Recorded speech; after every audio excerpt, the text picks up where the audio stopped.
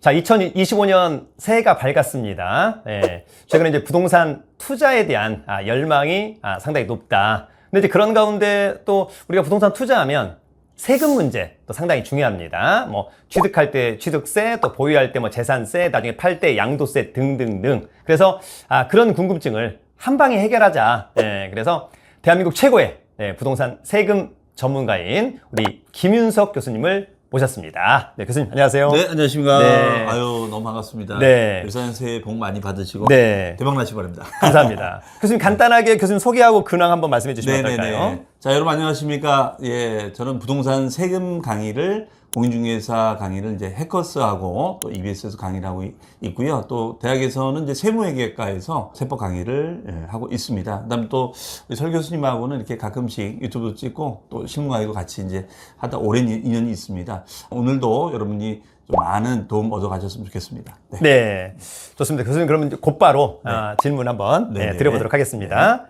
자, 일단 2025년도에 혹시 이제 교수님이 생각하는 부동산 시장에 대한 전망, 그리고 혹시 부동산 투자자들에게 2025년 세금 개정상 혹시 이런 것들이 있는지 먼저 한번 말씀을 해주신다면. 뭐 이 부동산 사실 교수님 계시지만 워낙 이게 긍정론자와 이제 부정론자가 있는데 여러분 알다시피 요즘 시국이 이제 탄핵 정국 이후에 좀 부정론이 더 강하지 않는가라고 생각합니다. 다만 저는 이제 세금적인 측면만 좀 말씀드리면 사실은 과거에는 이제 부동산 시장이라고 했는데 요즘은 이제 세금적인 측면에서는 주택 시장하고 비주택 시장으로 나눠진 것 같아요. 네. 그러니까 그 말의 의미는 뭐냐면 요즘 주택 시장이라고 한다. 주택 중에서 이제 아파트 시장, 비아파트 시장. 네. 그래서 사실 이제 아파트로 사람들이 몰려가고 있고 또 비아파트는 굉장히 지금 거래가 좀 안 되는 특히나 영향을 많이 받고 있는데 그러면 결론적으로 이제 거래가 된다는 건 이제 매도인과 매수인이잖아요. 네. 그럼 사실 매도인은 양도소득세를 내야 될 것이고 매수인은 취득세를 내야 되는데 지금 사실은 이게 아쉽게도 뭐냐면 매도인의 다주택자 양도소득세 중과는 지금 완화가 돼 있습니다. 그러니까 중과가 유예가 된 것이 올해도 적용이 되고 있고요.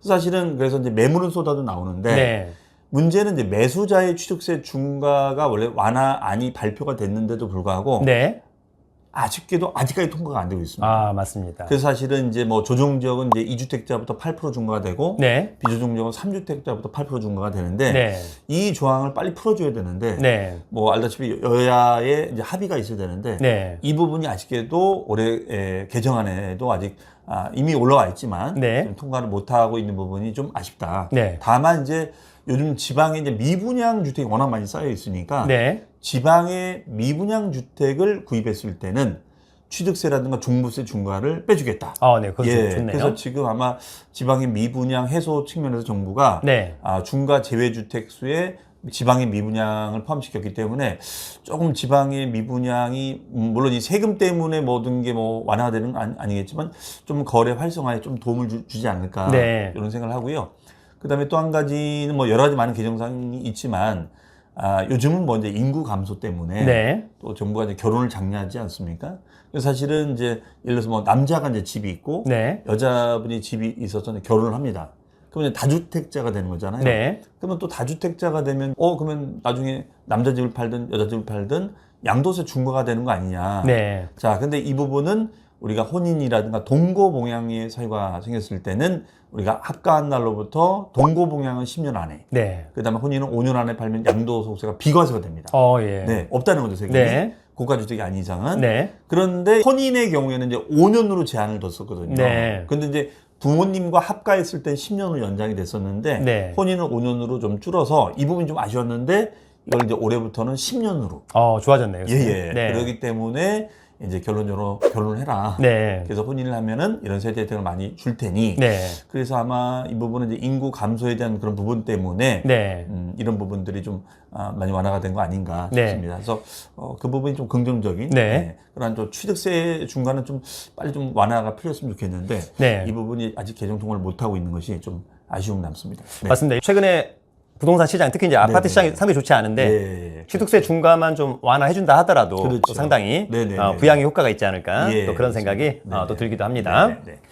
자, 더불어서 올해는 사실 많은 분들이 아파트 투자를 또 많이 고민하고 있습니다만 또 그 외에도 오피스텔이나 지산 또는 토지 상가를 위주로 뭐 오히려 이제 일반 매매는 좀 부담스럽다 보니까 네네네. 경매로 또 낙찰을 받으려고 하는 분들이 네네네. 또 상당히 많이 있습니다. 네네네. 사실 이제 뭐 경매로 낙찰을 받는다 하더라도 뭐 취득세를 납부해야 될 것 같은데 네네네. 교수님 혹시 그 아파트하고 뭐 오피스텔 지산 상가 토지 이런 게 있는데 네네네. 그냥 개략적으로 네네네. 어쨌거나 많은 분들이 좀 투자를 해야 되는 거니까 그렇죠. 모두 취득세는 4.6%입니까 교수님 어떻습니까? 모두 그렇지는 않고요. 네. 지금 이제 우리가 이제 상가라든가 네. 비아파트, 네. 토지라든가 네. 아니면 이제 업무용 오피스텔이라든가 네. 지산을 포함해서 이런 것들은 이제 낙찰을 받게 되면 이제 낙찰 가격이 4.6% 되는데 네. 네. 다만 이제 주택의 경우에는 중과가 되지 않는 선에서는 네. 우리가 주택 가액에 따라서 네. 6억 원 이하 네. 아마 6억 원 이하 상품들이 관심들이 많은 상품일 텐데요. 네. 그거는 1.1%. 네네. 네. 그다음에 이제 2%대, 3%대, 3.3까지 이렇게 올라갑니다. 네. 가격에 따라서. 네. 그래서 6억 이하까지는 주택이 훨씬 더 메리트가 있습니다. 네. 아직까지는. 그래서 특히 이제 아파트 경매를 생각하시는 분들은 네. 6억 이하의 물건들은 좀 관심을 세금적인 측면에서 의미가 있으니까 네. 가져보시면 좋을 것 같습니다. 네. 네네. 그러면 두 번째 아파트까지는 비조정 대상 지역에서 네네네. 사는 것도 네네. 나쁘지 비조정 대상 지역은 이제 세 채까지는 중과가 안 되기 때문에 네. 그러니까 뭐 예를 들어서 뭐 집을 한 채 갖고 있는 분들이 보통 네. 이제 하나를 낙찰 받는 케이스가 많은 거니까 네. 비조정 지역은 이제 두 채까지는 네. 문제가 안 되고 만약에 예를 들어서 만약에 세 채가 되면 중과가 될 수 있는데 세 채를 만약에 한다면 지방에 아까 말씀드린 네. 미분양 미분양. 주택을 네. 아마 경매로 많이 넘어와 있겠죠. 네. 그런 물건들 잘 좀 고르시면 네. 그것도 중과를 피할 수가 있으니까 네. 예, 그것도 한번 고려해 보시면 좋을 것 같습니다. 알겠습니다. 일단 우리가 이제 조정 대상 지역 같은 경우는 2주택부터 네. 네네. 8% 중과되는데 네네네. 비조정 대상 지역은 3주택부터가 예, 3주택부터. 중과된다라고 하는 점을 꼭 기억하기를 바랍니다. 네네네. 교수님, 지금 현재 네. 대한민국에 네네네.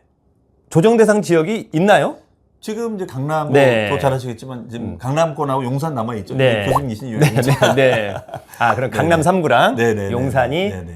조정 대상 지역이다. 그렇죠. 그렇게 그래서 아마 여러분들이. 대부분 이제 투자 유망주로 선택하시는 지역이 이제 아마 이 지역 라인을 좀 벗어난 지역들이 많지 않으실까. 네네. 뭐 경기권에 투자하시는 분들은 뭐 큰 문제는 뭐 네. 없으시겠죠. 네, 좋습니다. 네. 사실 이제 그만큼 조정 대상 지역이 많지 않다는 것은 그렇죠. 그만큼 시장이 좀 어려워졌다. 그렇죠. 요걸 좀 반증하는 게 아닌가. 그러니까 이제 사실은 이제 뭐 여담으로 좀 말씀드리면 뭐 교수님도 그 동의를 하시겠지만 사실 저희가 이제 이 조정 대상 지역이 파리부동산 대책 발표가 되고 나서 시작이 된 건데 네. 사실은 주택 투기 과열을 막는 제도가 뭐 투기 과열지구 투기적인 제도가 사실 있음에도 네. 불구하고 제 생각에는 뭐 지난 얘기지만 무리하게 네. 조정 지역이라는 거를 만들어서 과거에는 사실 전국까지 확대됐잖아요. 네네. 심지어는 뭐 부산의 기장까지도 네네, 맞습니다. 있었는데 네.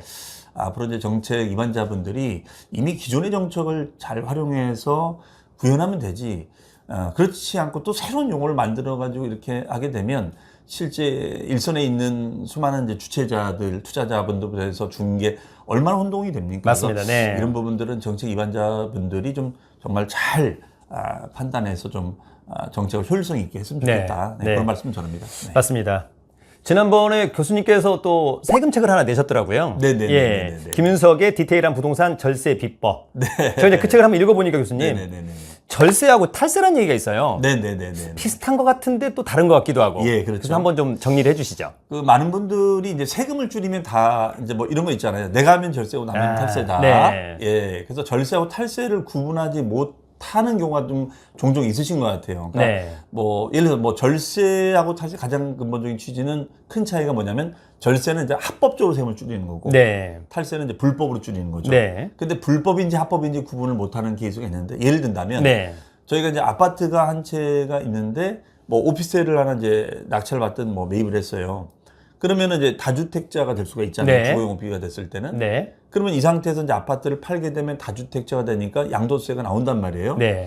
그러면 양도세를 안 내게끔 하려면 방법은 오피스텔을 뭘로 어떻게 활용하느냐. 네. 그럼 예를 들어서 이제 여기에는 이제 합법과 절세와 탈세가 있는데 보통은 이 오피스텔을 실제로 임차인 주거로 쓰고 있는데 네. 뭐 어떻게 보면 다 여러분들 아시는 얘기일 수 있는데 주소 전입을 못하게 하는 거예요. 예. 그럼 주소 전입을 못하게 하는데 실제로 이제 주거로 쓰고 있는 네. 거죠. 그러니까 이게 공부상으로는 업무용으로 돼 있으니까 네. 일반 분들이 이 아파트를 팔게 되면 이건 공부상 업무용이 주소 전입이 안 돼 있으니까 1세대 1주택 아니냐 네. 라고 생각해서 양도소득세 신고를 안 하다가 예. 이게 추징되는 사례가 많이 있거든요. 예. 근데 이거를 보면 현장에서도 아직까지도 아니 남들도 다 그렇게 하는데 뭐 이게 다 절세 아니냐라고 생각하는 분들인데 네. 이거는 엄밀히 탈세라는 거 말씀을 드립니다. 예. 네, 왜냐면 실제로는 주거로 쓰고 있는데 전신고를 못 하게끔 한 네. 거니까. 그럼 합법적인 절세는 뭐냐? 바로 이제 주택 임대사업자 등록을 내는 거죠. 아, 예. 그러면 임대사업자 등록을 내면 이게 사업용 주택이 되니까 네. 합법적 주택에서 빠지거든요. 아, 그러네요. 네. 근데 이제 이런 부분들을 구분 못 하고 임대사업자 등록 귀찮으니까 네. 그냥 그렇게 하겠다. 네. 그러니까 예를 든다면 이제 이런 네. 것들을 혼동하시는 사람이 많이 있기 때문에 네. 반드시 여러분들이 그냥 현장에서 어설프게 알고 있는 내용을 가지고 절세라고 생각하셔서 지금 양도세가 막 몇 천이 왔다 갔다 하는 문제를 그렇죠. 네. 이렇게 가볍게 판단하시면 안 된다는 것 다시 예. 한번 강조를 드립니다. 반드시 전문가랑 꼭 상의를 하셔야 된다는 거 말씀드리겠습니다. 맞습니다. 이제 교수님 그렇게 말씀하시니까 네네네. 예전에 저희 선배 중에 한 분이 네네네. 여의도에 이제 1세대 1주택 네네네. 비과세 요건을 갖고 있었었는데 그렇죠. 그 선배가 이제 마포에 네네네. 오피스를 갖고 있었어요. 네네네. 근데 그 선배는 당연히 오피스텔은 그렇죠. 주택이 아니니까 그렇죠. 나는 네. 1세대 1주택이다 그렇죠. 라고 네. 해서 그냥 팔고 예. 양도세 비과세니까 신고를 안 했어요. 예, 예. 나중에 추징을 그렇죠. 거의 한 4억 원 정도. 그렇죠. 예, 방법이 없더라고요, 교수님. 네, 맞습니다. 차후에는. 예. 그러니까 사전에 그런 부분들을. 특히 이제 이렇게 아파트하고 오피스텔을 투자하신 케이스가 이렇게 혼동들을 많이 하시거든요. 네. 이제 이런 구간에 계신 분들은 반드시 전문가분과 상의하셔서 네. 보수적인 판단을 하시는 게 좋겠다. 이런 말씀 드립니다. 맞습니다. 꼭 사전에 네네, 뭐 그렇죠. 어떤 액션을 취하기 전에 네네. 사전에 좀 상담을 받는 게 네네네네. 중요하다는 말씀 좀 먼저 네네. 드리고요. 그럼 또 더불어서 이제 우리가 뭐 아파트나 네네. 오피스텔 같은 거 매수했다가 이제 매도를 하게 된다면 네네. 사실 이제 양도 차익이 없으면 상관이 없습니다만 네네네네. 양도 차익이 있으면 네네. 양도세를 또 납부를 해야 되는 경우 있잖아요. 그렇죠. 네네네. 첫 번째 이제 질문은 양도세는 양도인이 내냐, 양수인이 내냐, 네네네네. 그리고 양도세는 언제까지 또 신고하고 언제 또 납부해야 되느냐, 네네네네. 이런 또 질문이 많더라고요, 교수님. 예. 네. 사실 이제 양도라는 말 자체가 뭐 네. 교수님도 잘 아시지만 이게 약간 민법 법률 용어잖아요. 네. 그러니까 벌써 양도라는 말 자체를 혼동하시더라고요. 양도가 네. 뭐야 이게. 그러니까 사실은 이제 뭐 쉽게 말씀드리면 부동산을 팔았다. 네, 팔았다. 네, 팔았다. 처분했다. 네, 처분했다. 처분할 때 내는 세금이다. 이렇게 생각하시면 됩니다. 네. 그러면 당연히 양도, 처분 소득. 그러니까 소득이니까 그러면 소득은 귀속이 파는 사람이 가져갈 거 아니에요, 여러분. 예. 그렇죠? 그러니까 당연히 파시는 분, 법률 용어는 이제 매도인 또는 양도자 이렇게 네. 표현하는데 그럼 양도자인 매도인이 이제 양도세를 내시는 거고요. 그러면 이제 처분하시게 되면 이제 계약금, 중도금, 잔금을 치를 때 네. 이제 잔금 치료 등기를 치잖아요. 맞습니다. 근데 이제 이 부분도 많이 혼동하시는데 보통 이걸 등기 기준으로 생각하시는 분도 많이 계시더라고요. 등기 기준이 아니라 잔금 기준입니다. 네. 왜냐면 잔금이 더 빠르기 때문에. 네. 그래서 이제 잔금일이 속하는 달의 말일로부터 2월입니다. 네. 그러니까 예를 들어서 뭐 잔금 날짜가 4월 15일이면 네. 4월의 말일로부터 2월이니까 6월 말까지. 6월 말까지. 예. 네. 그래서 주의할 점은 말일로부터 2개월 이내에 신고를 하셔야 된다는 거. 그래서 네. 잔금 치르시면 반드시 전문가한테 가셔서 네. 이제 의뢰를 하시면 대부분 뭐 큰 문제는 없는데 네. 보통 이제 나홀로 신고를 좀 해보시겠다 네. 네. 해가지고 이분이 갑자기 뭐 외국 여행 갔다 왔는데 네. 놓친 거예요. 네. 간혹가다 이렇게 실수를 하시더라고요. 네. 그래서 반드시 그 부분도 전문가를 통해서 꼭 신고 마무리 잘 하셔야 된다는 거 말씀을 드리겠습니다. 다음은 이제 교수님 우리가 이제 1세대 1주택일 때 네네네. 비과세 조건이 네네. 있더라고요. 네네네. 네, 그렇죠. 그리고 또 뭐 일시적인 2주택일 때도 네네네. 비과세 조건이 있다. 네네네. 좀 어떤 뭐 케이스 또는 좀 네. 정리 한번 해주시죠, 교수님. 예. 네. 뭐 너무나 유명한 규정인데요. 네. 보통 이제 전세를 사시는 분들이 이제 뭐 분양을 받거나 아니면 경매로 낙찰을 받아서 이제 처음으로 이제 여러분 집을 갖게 되는 겁니다. 네. 그러다 보니까 정부에서는 처음으로 실수 목적으로 가진 분들에 대해서 혜택을 주기 위해서 네. 일정 기간 소유하다 팔면은 양도소득세 혜택을 줍니다. 네. 다만 이제 여기는 이제 조건들이 있는데 파시는 분, 매도인의 조건이 1세대가 돼야 된다는 네. 거예요. 그래서 1세대라는 것은 기본적으로 배우자가 있으셔야 됩니다. 네. 그랬더니 어떤 분이, 아니, 그럼 교수님, 저는 비혼자인데, 결혼생 네. 그럼 저는 어떻게 되는 겁니까? 저는 민키랑 살고 있는데, 네. 이제 이런 분들 때문에, 이제 만약에, 그런 분들은 만 30세 이상, 네. 30세 이상이면 설사 배우자가 없어도 네. 1세대로 간주가 됩니다. 네. 예, 그러니까 걱정하지 않으셔도 되고요. 그 다음에 주택이 국내 주택이 돼야 됩니다. 아, 예. 그러니까 예를 들어서 이런 건 안 돼요. 만약에 여러분이 용산의 전세 아파트를 사시면서, 네. 요즘 뭐 베트남들 많이 가시는데 베트남 뭐 호치민에다가 투자 목적으로 뭐 아파트를 하나 네. 세컨 아파트를 샀다. 그 상태에서 만약에 호치민 아파트를 팔면 그건 네. 비과세가 안 됩니다. 아. 네. 반드시 국내 주택만 된다는 거예요. 네. 그다음에 주의할 점은 고가 주택이 되면 안 된다는 거예요. 네. 예를 들어서 이제 용산에 있는 집은 다들 뭐 20억, 30억 되는 거니까 네. 이런 집은 고가 주택이기 때문에 비과세가 안 됩니다. 예. 그럼 이때 고가 기준은 이제 실거래가 12억 초과. 네, 12억. 네, 기억하셔야 됩니다. 실매매가가 12억을 초과하게 되면 12억까지는 비과세가 되는데 초과분에 대해서는 세금을 내야 된다는 거. 네. 그 다음에 중요한 게 2년 보유만 하시면 되는데 네. 다만 이제 조정지역 아까 말한 강남 3구나 용산은 2년 이상 거주가 돼야 됩니다. 엔드. 네. 그래서 여러분이 만약 조정 대상 지역에 있을 때는 2년 이상 거주가 돼야 되는데 다만 이제 거주 요건 판단은 취득 시점이에요. 취득 시점 조정 대상 지역이 있는지 아니었는지 네. 그 부분을 꼭 따져서 판단해 보셔야 된다는 거. 네. 그다음 1층 2주택 같은 경우도 너무나 유행 규정인데요. 네. 만약에 뭐 예를 들어서 이제 여러분이 뭐 경기도 수원에 아파트를 하나 가지면서 수원 팔달구 살고 계시다가 천안, 요새 천안이 좀 핫하더라고요. 네. 천안으로 만약에 이사를 가신다. 네. 그럼 보통은 이제 천안에다 집을 하나 얻어놓고 네. 이걸 매물을 내놓잖아요. 네. 근데 매물을 처분할 때 시간이 좀 걸리니까 맞습니다. 이랬을 때는 요걸 이제 3년 안에 수원집,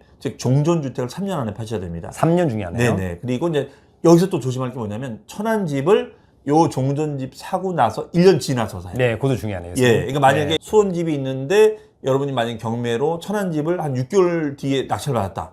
이건 비과세가 안 됩니다. 네. 주의할 점은 1년 지나서 취득해야 된다는 거. 네. 그렇기 때문에 매물 알아보시더라도 1년 지나서 낙찰을 받아야 된다는 거. 네. 그 점 아주 유념하셔야 되겠습니다. 네. 또 날짜가 뭐 이를테면 한 뭐 11개월, 10개월 애매하면 네네네. 잔금 납부일을 조금 1년을 넘기면 그렇죠. 또 그것도 하나의 그죠. 그 잔금 날짜를 네. 조정하는 건데 그런 네. 부분도 여러분 꼭 반드시 전문가랑 상의하셔서 네. 의사결정을 하셔야 된다는 것도 다시 말씀드리겠습니다. 네, 좋습니다. 네.